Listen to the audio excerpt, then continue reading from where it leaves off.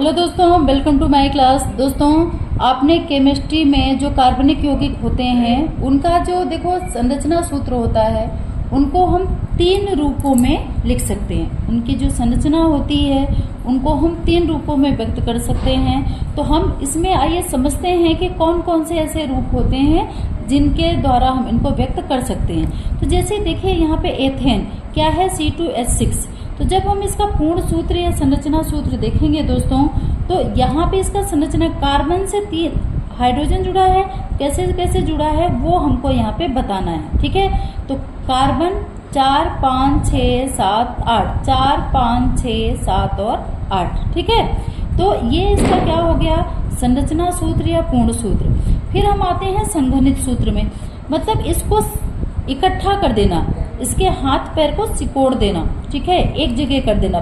ये फैला हुआ भाग है और ये जब हम क्या करते हैं हाइड्रोजन को समेट लेते हैं, तो ये इसका क्या हो जाएगा, संघनित सूत्र। और अब देखिए और छोटा करें, इनको न लिखकर यहाँ पे हम इसको आबंध रेखा सूत्र द्वारा दिखाएंगे।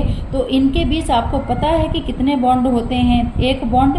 तो हमने यहाँ पे इसको आबंध रेखा द्वारा दिखा दिया। इसके बाद एथेन का देखो सेम ही इनके बीच डबल बॉन्ड लगेगा। तो पहले ये हमने यहाँ पे इसको ओपन करके दिखा दिया, फिर हमने इसको इकट्ठा लिख दिया। इकट्ठी संरचना इस तरह की जो होगी वो आपकी क्या कहलाएगी, संघनित सूत्र। यहाँ पे इनके बीच क्या लगेगा, आबंध रेखा सूत्र में सिर्फ इसमें रेखा दिखानी है कि किसके बीच में कितने बॉन्ड लगे हुए हैं। ठीक है, फिर आप हम आते हैं एथिल क्लोराइड पे, सेम यही इसमें भी है। और यहाँ पे आपका इनको हमने क्या कर दिया, CH3 जो यहाँ पे हमने ओपन संरचना लिखी थी इसको हमने क्लोज कर दी। तो संघनित सूत्र इस तरह से हो गया।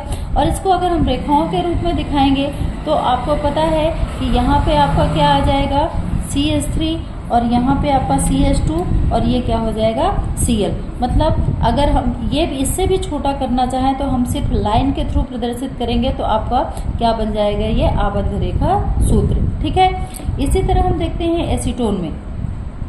ठीक है, तो जो आपका ये एसीटोन है, ये भी अगर इसकी संघनित संरचना बनाएंगे तो आपका CH3 C double bond O और CH3, और इसी की हम रेखा बनाएंगे रेखा सूत्र द्वारा। तो ये इस तरह से रेखा है, क्योंकि यहाँ पे ये जो छोर है यहाँ पे क्या रहेगा आपका CH3, क्योंकि कार्बन के 4 इलेक्ट्रॉन, जैसे यहाँ पे देखिए, जैसे ये है आपका acetone CH3 C double bond O, और आपका यहाँ पे क्या है CH3, ये संघनित सूत्र हो गया। ठीक है, तो अगर हम इसका आबंध रेखा सूत्र दिखाएंगे तो ये बॉन्ड के द्वारा ही तो एक दूसरे से जुड़े होते हैं। तो हम सिंपल सा क्या बना लेंगे, बॉन्ड, यहाँ पे आपका कार्बन, यहाँ पे आपका डबल बॉन्ड, और ये संरचना। इसका मतलब है कि यहाँ पे क्या है आपका, ये जो छोर है यहाँ पे है CH3। ठीक है, ये 4 3 7 और 1 8, 4 5 6 7 और 8, यहाँ भी आपका क्या होगा, CH3। तो हमने इसको और छोटा कर लिया, तो छोटा करके हमने यहाँ पे क्या लिख दिया, यहाँ पे आपका ऑक्सीजन, और ये हो गया, ये इसका क्या हो गया, संघनित सूत्र। ठीक है, इसी तरह से हम ये पेप्टेनोइक में देखेंगे, इसमें भी आपका कितने कार्बन है, 5 कार्बन, आपका कार्बोक्सिलिक जुड़ा है इसलिए ओइक होगा। इसको हम जब रेखा के द्वारा दिखाएंगे तो सिंपल आपका क्या हो जाएगा, यहाँ पे देखिएगा CH3। ठीक है, 5 कार्बन है, तो यहाँ से लाइन जाएगी, यहाँ जाएगी, यहाँ जाएगी, यहाँ 1 2 3 4 5। ठीक है, तो यहाँ पे भी आपका CH2, यहाँ भी आपका CH2, और यहाँ भी आपका CH2। यहाँ क्या जुड़ जाएगा, C डबल OH। अब इसको ऐसे मैंने आपको समझाने के लिए लिखा, लेकिन अगर हम सिर्फ रेखाओं द्वारा दिखाएं, ये OH, तो ये किसका सूत्र हो जाएगा, पेंटेनोइक, क्योंकि 1 कार्बन इधर, 1 2 3 4 5, लास्ट में C डबल OH जुड़ा है, मतलब यहाँ इसमें क्या लगेगा, ओइक।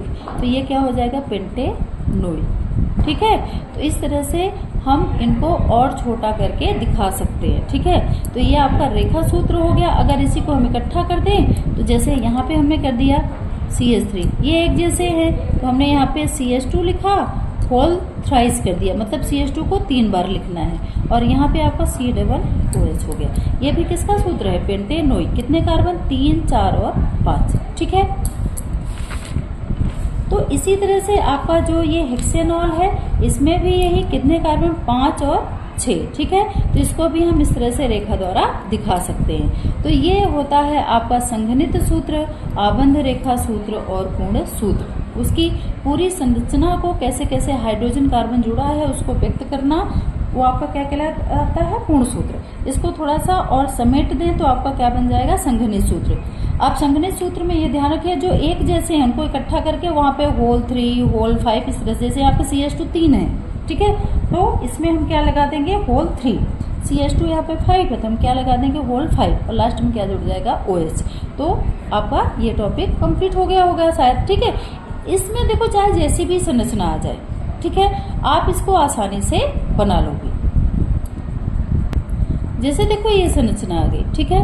अब इसका अगर ये बोले हैं कि आप इसका विस्तारित रूप लिखो, ठीक है, तो विस्तारित रूप देखो, यहाँ भी आपका क्या आ जाएगा, कार्बन, यहाँ भी आपका क्या आ जाएगा, कार्बन, यहाँ भी कार्बन, यहाँ भी कार्बन, यहाँ भी कार्बन, यहाँ आपका क्या आ जाएगा, यहाँ भी कार्बन, यहाँ भी कार्बन, ठीक है। तो मतलब विस्तारित रूप क्या हो जाएगा, अब यहाँ पे 3 हाइड्रोजन जुड़ेंगे, यहाँ भी आपका क्या जुड़ेगा, 3 हाइड्रोजन, यहाँ पे 2, रीजन क्या है, देखिए यहाँ पे आपका क्या, जैसे ये है, यहाँ पे इस तरह की संरचना बन जाएगी, 4 5 6 7 8,